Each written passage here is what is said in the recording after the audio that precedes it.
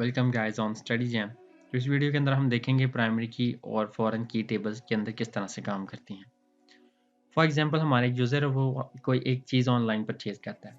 हम जब वो परचेज करेगा तो हम उससे उसका तमाम तर क्रीडेंशियल्स वहाँ पर एंटर करवाएंगे। मिसाल के तौर पर वो अपनी आईडी, नेम, सैलरी और एज, इस तरह की तमाम तर इंफॉर्मेशन हमारे पास यूज़र के लिए मौजूद होगी। इसके बाद यूज़र हमारे पास कोई ऑर्डर प्लेस करता है और अब हमारे पास उसके ऑर्डर की भी इंफॉर्मेशन है। इसके बाद वो अपना रिटर्न्स भेजता है या फिर वो कोई एक हमें पेमेंट देता है, तो उसका भी रिकॉर्ड हमारे पास मौजूद है।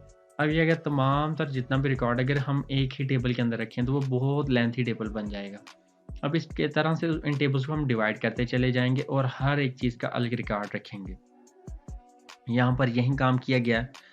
हमारे पास एक यूज़र है, पर्सन, तो हम क्या करते हैं कि हम यहाँ पर उसका डाटा रखते हैं। मिसाल के तौर पे उसकी यहाँ पर आईडी है, उसका नेम है, उसके बाद उसकी सैलरी है और उसकी एज है। यानी ये हमारे तमाम तर रिकॉर्ड जो है ये हमारे यूज़र के साथ लिंक आ रहे हैं।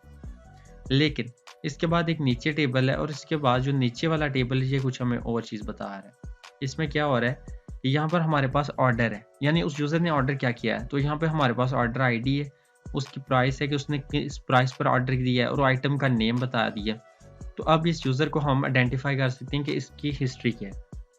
इस चीज़ को हम यानी कि टेबल्स को आपस में कनेक्ट करने के लिए प्राइमरी और फॉरेन की को यूज़ करते हैं।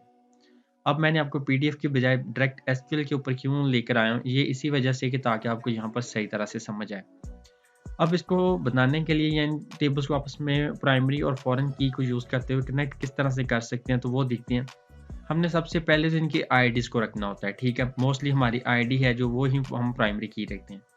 आपने आईडी इंटीजर, उसके सामने आपने प्राइमरी की लिखना है। इसके बाद आपने तमाम तर वैल्यू जो यूज़र से रिलेटेड है वो आपने उसके अंदर लिखनी है। और सेम एज़ जैसे कि हम सीख चुके हैं कि एसक्यूएल के अंदर हम डाटा किस तरह से एंटर करते हैं और हम किस तरह से उसको शो करवाते हैं, तमाम तर चीज़ें सेम उसी तरह से होंगी। एक प्रोसीजर चेंज होकर वो क्या है कि हमारे पास नेक्स्ट टेबल है, हमने एक नया टेबल क्रिएट करना है जो कि हमारे यूज़र के साथ लिंक करेगा। वहाँ पे हमने क्या करना है कि हमने आईडी का नेम हमेशा चेंज करना है, कभी भी दोनों टेबल्स के अंदर ये सेम नहीं होगी। यहाँ पे जैसा कि ओ आईडी हमने रखा है और यहाँ पर ये प्राइमरी की है। इसके बाद हमने ऑर्डर प्राइस और आइटम नेम। अब ये आईडी और इंट ये यहाँ पे रेफरेंस दे रहा है जो हमारे पास पर्सन का टेबल है और वहाँ पे जो आईडी है ये यहाँ पे इस चीज़ का रेफरेंस दे रही है, यानी ये दूसरे टेबल से हमने इसको लिया है।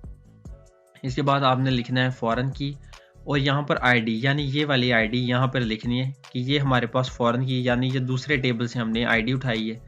रेफरेंसेस यानी कि रेफरेंस दे रही है किस टेबल का, यहाँ पे हमने पर्सन और आगे उसकी आईडी लिखनी है। इसके बाद हमने इस टेबल के अंदर तमाम तर वैल्यूज़ को इंसर्ट कर देना है। अब अगर हम यहाँ पे इसको रन करके देखें तो हमें पता चलेगा कि यहाँ पे जो यूज़र है उसका तमाम तर रिकॉर्ड आ रहा है, लेकिन उसके रिकॉर्ड जो है वो उसके ऑर्डर्स की आ रही है। यानी उसने ऑर्डर आईडी क्या थी, उसकी ऑर्डर प्राइस क्या थी और आइटम नेम क्या था।